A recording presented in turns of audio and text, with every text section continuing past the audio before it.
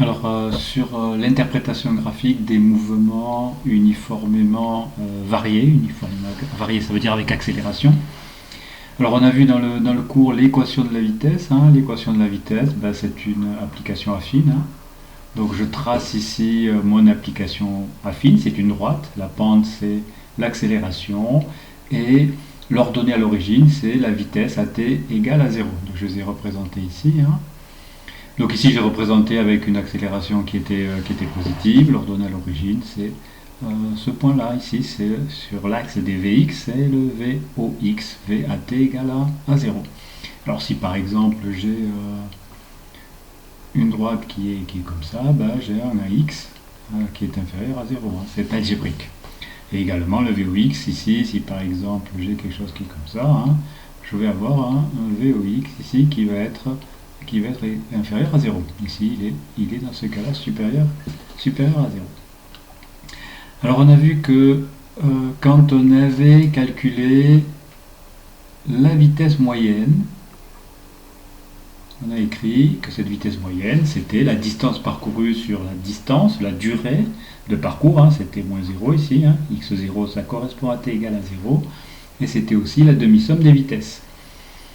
Alors, si j'arrange un petit peu ça, j'ai x moins x0, c'est Vx plus Vox divisé par 2 fois t.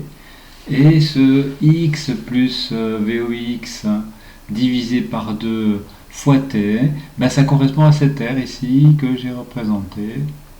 Cette r ici que j'ai représenté ici. Donc ça veut dire que cette r-là ben, représente en fait le x moins x0.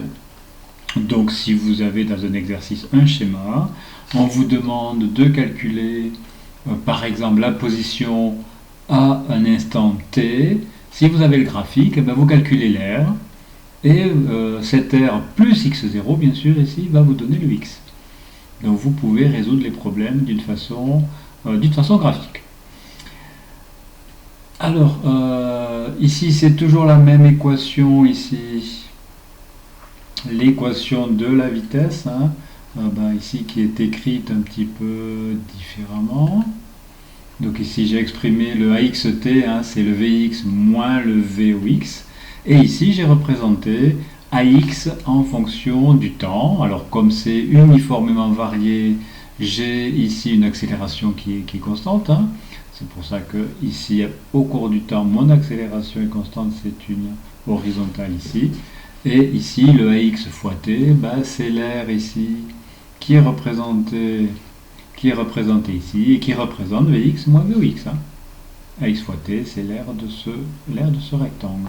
Donc voilà pour ces interprétations graphiques. Donc parfois dans les exercices, vous pouvez utiliser ces graphiques pour arriver directement à la solution.